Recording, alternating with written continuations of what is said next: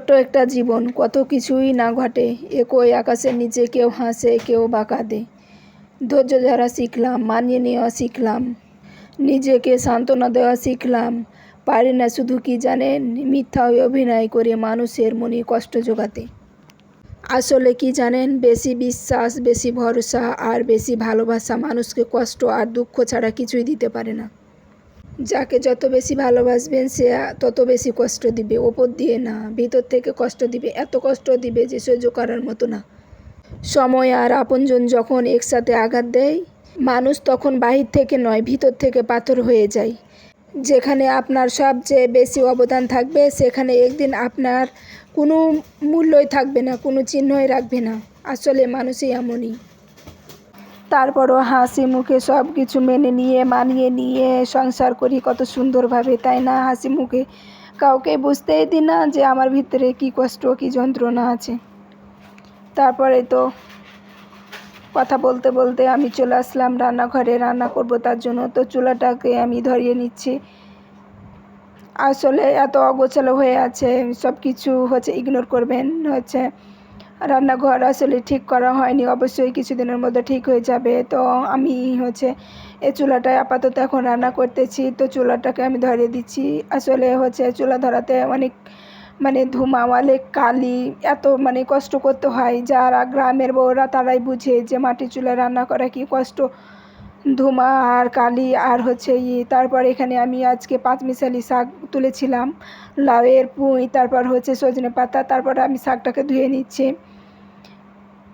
তো আসলে ভাবতেছিলাম যে সবজি কী রান্না করব, যেহেতু আজকে ওয়াফডে মাংস রান্না করব, তো তার সাথে তো একটা সবজি লাগে। তারপর আমি ভাবছি যে শাকই রান্না করি, যেহেতু আমার ছেলে অল্প খায় একটু শাক। তো এই তো পাঁচমিশালি শাক আমি কেটে কুটে নিয়েছি। আসলে শাকটা অনেক মজা লাগবে, যেহেতু বিভিন্ন রকম শাক। তারপর এখানে গোস্তের বরফ ছাড়াতে দিয়েছি পানিতে, তো হয়তো খসে গেছে, ধুয়ে আমি রান্না করে দেবো। আর এখানে শাকটা ধুয়ে রেখে দিয়েছি। তো আমি ভিডিও করিনি সব কিছু রান্না, তো এই তো রান্না কমপ্লিট হয়ে গেছে। আমি এখানে পেঁয়াজ আর রসুন মরিচ দিয়েছি, বেশি করে দিয়ে এই শাকটাকে রান্না করেছি। আসলে এই শাকটা খেতে অনেক টেস্ট লাগবে। আসলে গ্রামের মানুষেরাই বুঝে আসলে পাঁচমিশালি শাক খেতে কী মজা।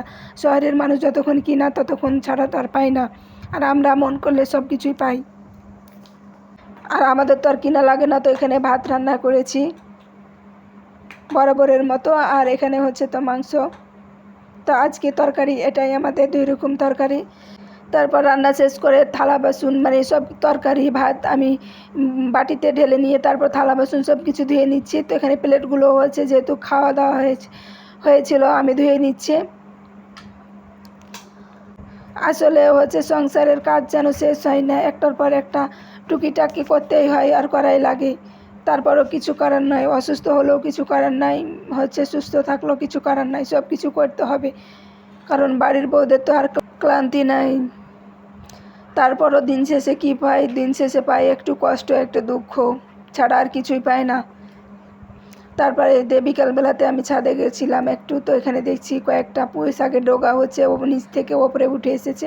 দেখেন অনেক কচি হয়ে আছে, অনেক সুন্দর হয়ে আছে, দেখে মনে হচ্ছে কাঁচা খেতে ইচ্ছা করছে। তো আমি এগুলোকে বের করে দিচ্ছিলাম, যেহেতু ধুন্দুল গাছের পাতাতে ঢেকে গেছে, তো আমি বের করে দিলাম যেন সুন্দর হয়ে থাকে। তারপর এমনিতেই ছাদে একটু হাঁটাহাঁটি করছিলাম, বাতাস বইছিল। আজকে সারাদিন মেঘলা মেঘলা ভাব বিকেল থেকে। তো আজকে ভিডিওটি এ পর্যন্ত। তো সবাই ভালো থাকবেন, সুস্থ থাকবেন, দেখা হবে নেক্সট কোনো ভিডিওতে। আল্লাহ।